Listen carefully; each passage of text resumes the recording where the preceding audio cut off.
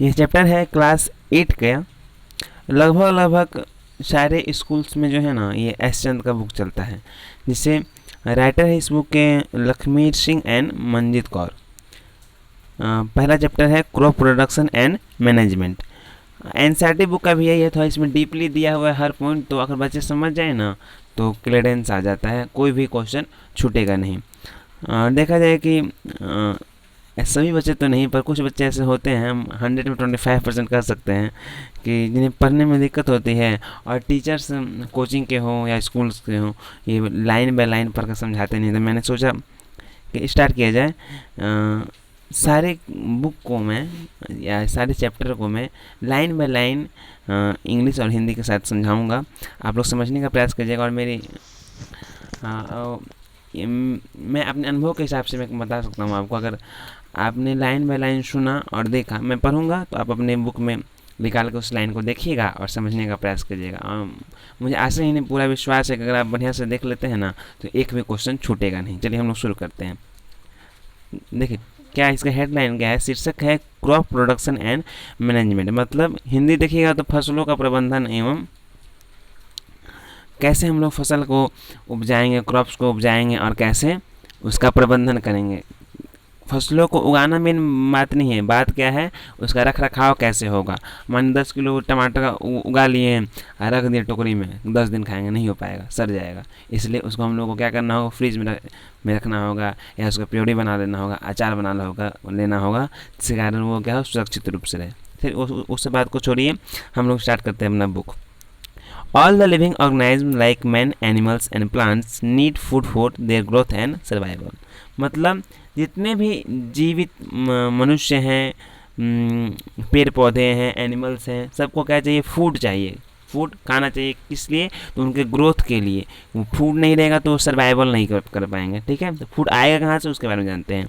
The green plants can synthesis their food by the process of photosynthesis by using inorganic substance like carbon dioxide, gas, water in the presence of sunlight energy। मतलब क्या है, जो green plants होते हैं वो synthesis कर सकते हैं क्या, उनका फूड। ग्रीन प्लांट अपना खुद फूड जो है खुद बना सकते हैं। देखिए हम लोग अपना फूड जो है खाना खुद बनाते नहीं हैं, हम लोग फूड को पकाते हैं। ठीक है, इसलिए अगर आप ये बोलते हैं कि मम्मी खाना बना रही है तो ये गलत बोलते हैं, बोले मम्मी खाना पका रही है। चलिए यहाँ क्या है, तो ग्रीन प्लांट्स जो है अपना खाना खुद बना सकते हैं। कैसे, तो वो फोटोसिंथेसिस से, प्रकाश संश्लेषण हिंदी होता है, इंग्लिश है, फोटोसिंथेसिस से बना सकते हैं, क्योंकि उनमें क्लोरोफिल होगा। आगे हम लोग चैप्टर्स पढ़ेंगे सेल वाला, तो उसमें क्लोरोफिल क्या होता है ये मालूम चलेगा। पर उसमें क्लोरोफिल रहता है, इसके कारण वो सन की एनर्जी को ट्रैप कर पाते हैं और कार्बन डाइऑक्साइड और वाटर के मदद से खाना वो लोग अपना बना लेते हैं।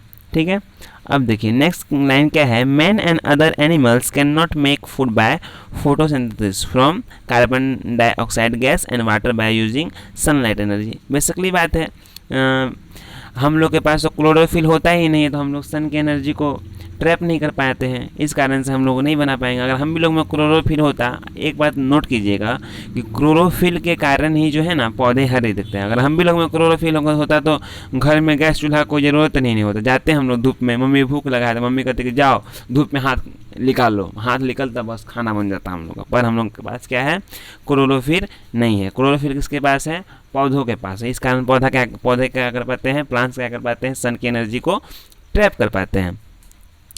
नेक्स्ट लाइन क्या है, दे नीड, मतलब हम लोग को they need readymade organic food nutrients like carbohydrates, fats and proteins etc. for their growth. मतलब हम लोग को क्या चाहिए, रेडीमेड ऑर्गेनिक फूड, बना बनाया खाना चाहिए। किसके लिए, अपने न्यूट्रिएंट्स के लिए, कार्बोहाइड्रेट, प्रोटीन और फैट की पूर्ति के लिए, जिससे हम लोग को पूरा मिल पाए, for their growth and development. Man obtain his food from plants as well as animal. मतलब हम लोग को जो खाना मिलता है प्लांट के साथ साथ एनिमल को, एलिमेंट से भी।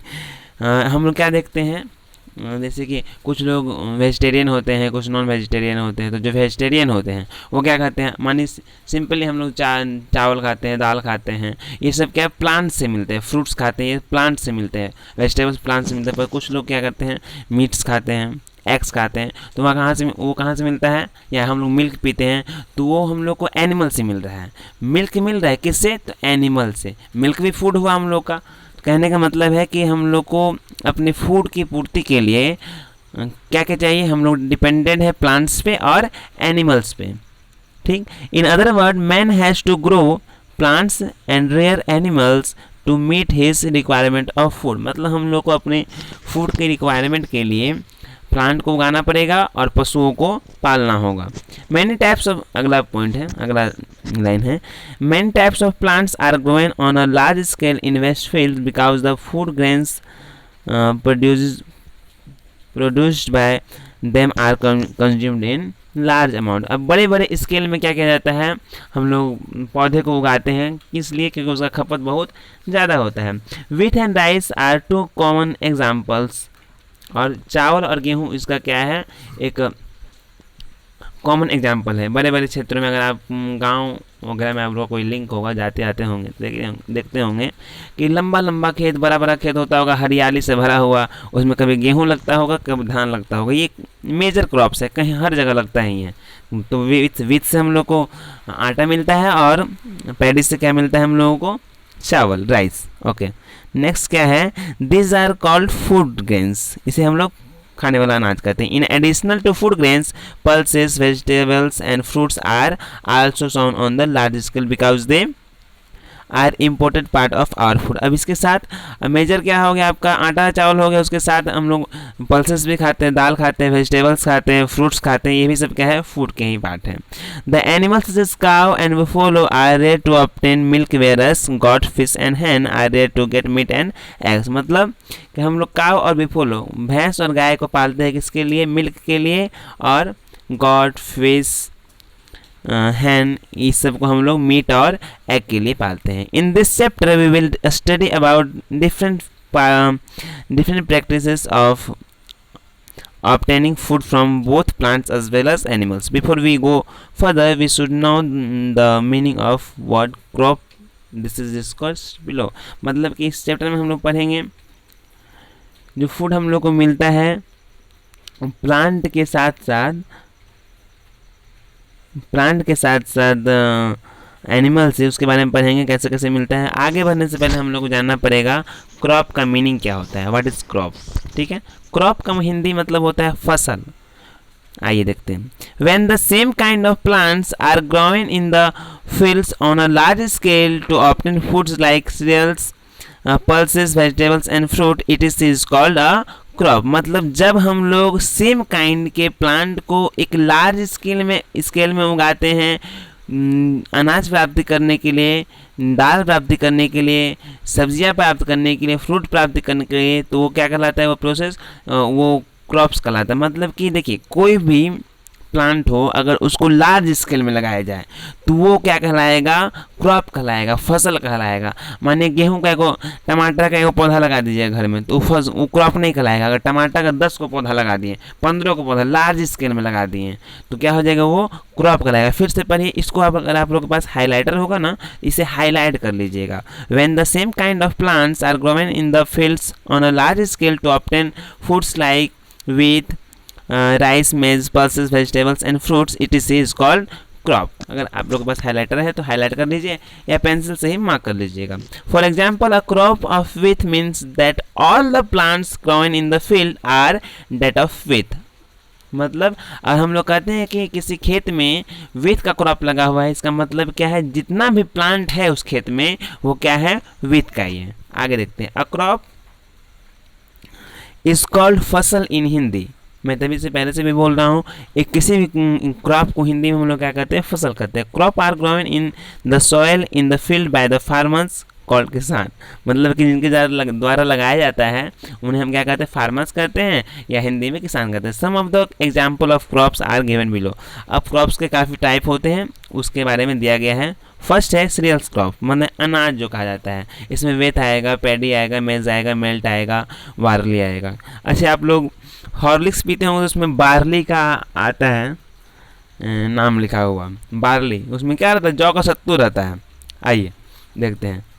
और क्या है, पल्सेस आ गया। पल्सेस में क्या आएगा, ग्राम आएगा, पीस आएगा, विंस आएगा।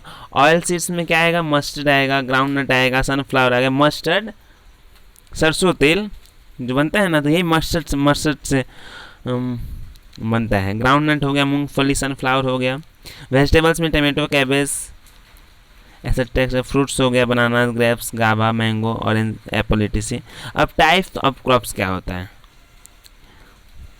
देखिए टाइम तो लग रहा है, पर आप लोग अगर समझ आ रहा है तो देखिए, प्रेम से क्लियर होते जाएगा, ठीक है। ये जो हम लोगों ने आगे पढ़ा, ये क्रॉप्स के टाइप, इसको आप लोग इससे पहले cereal crops, pulses, oil seed, vegetables, fruits, इसको आप लोग हाईलाइट कर लीजिए या मार्क कर लीजिए, इसे देख लीजिएगा। अब पढ़ेंगे टाइप्स ऑफ क्रॉप्स।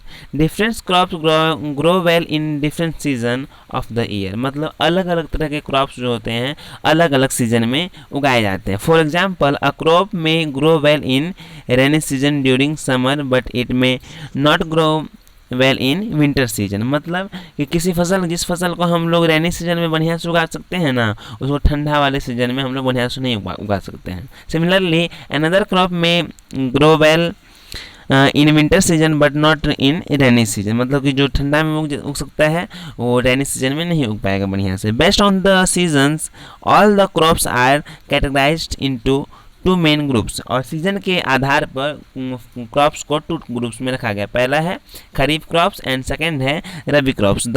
आते हैं the crops which are sown in the rainy season are called kharif फसल, मतलब कि जिस क्रॉप्स को हम लोग रेनी सीजन में लगाते हैं उसे हम लोग खरीफ क्रॉप्स कहते हैं। The rainy season in the India is generally from June to September, और इंडिया में जो रेनी सीजन है वो जून से सितंबर के बीच में आता है। The sowing of kharif crops start in June July at beginning of south monsoon. और जब साउथ वेस्ट मानसून हम लोग के इंडिया में इंटर करता है तब हम लोग क्या करते हैं, जून जुलाई में बेसिकली लगाते हैं किसको, खरीफ क्रॉप्स को। अब खरीफ क्रॉप्स पार्टिकुलरली पैडी हम लोग खा सकते हैं। धान का जो फसल है वो मेनली है क्या, खरीफ क्रॉप्स। ओके, जैसे कि need substantial amount of water, अभी खरीफ क्रॉप्स में वाटर का जो मात्रा है ना बहुत अधिक लगता है। The kharif crops are harvested in at the end of monsoon season during September to October, जब मानसून खत्म होता है सितंबर टू अक्टूबर में तो इसकी कटाई हो जाती है। Some of the example of kharif crops are paddy, maize, millet, soybean, groundnut and coconut. इसे आप हाईलाइट कर लीजिएगा, हाईलाइट तो है फिर भी हाईलाइट कर लीजिए। इसका कुछ एग्जाम्पल हैं, पैडी हो गया धान, मेज हो गया मक्का, माइल्ट हो गया सोयाबीन हो गया, ग्राउंड नट हो गया, कॉटन हो गया। The kharif crops are sometime also called summer crops, kharif crops को क्या कहा जाता है, समर क्रॉप्स। देखिए घबराइएगा मत, वो जो रबी क्रॉप्स होता है वो विंटर में होता है, ये तो समर ही हो गया ना। मानिए कि जून जुलाई का मौसम है, बरसात रहता है, गर्मी रहता है, क्या ये हो गया। Please note that paddy is rice still in the husks, मतलब पैडी जो होता है वो राइस है पर छिलका में, उसके अंदर ऊपर एक कवर, राइस के ऊपर एक कवर लगा हुआ रहता है, उस कवर को हम लोग निकाल देते हैं तो क्या बन जाता है, राइस बन जाता है। So paddy crops gives us rice, इसलिए हम लोग को कह सकते हैं हम लोग कि पैडी क्रॉप्स जो हम लोग को राइस देते हैं। In other words paddy is rice crop, paddy is sown only in the rainy season, उसको हम लोग सिर्फ लगा सकते हैं किसमें, बरसात के मौसम में। It requires a lot of water, इसमें बहुत सारा पानी लगता है। Paddy can not be grown in the winter season because water available in winter is much less, मतलब इसको हम लोग विंटर में नहीं लगा सकते हैं क्योंकि विंटर में जो पानी होता है बहुत कम मात्रा में, मतलब बरसात के मौसम में तो पानी टपर टपर गिरते रहता है ना। आइए, on the other hand, if wheat is sown in the kharif season, it will not grow well. This is because wheat plants cannot tolerate too much water in the rainy season, मतलब कि हम लोग winter season में wheat लगाते हैं, गेहूँ, उसमें पानी का कम जरूरत होता है। अगर उसको लगा दीजिएगा रेनी सीजन में ना तो 4 दिन पेड़ पौधा तो उग जाएगा पर 4 दिन में सड़ जाएगा क्योंकि उसमें ज़्यादा पानी हो टॉलरेट नहीं कर पाता। कितना बच्चा होता है ना, 2-4 बार मार खाने के बाद सीखता है, कितना बच्चा होता है प्रेम से बोलिएगा वही सीख जाएगा। तो जो जैसा के लायक होगा उसी के लायक ना उसको इलाज होगा, वही है।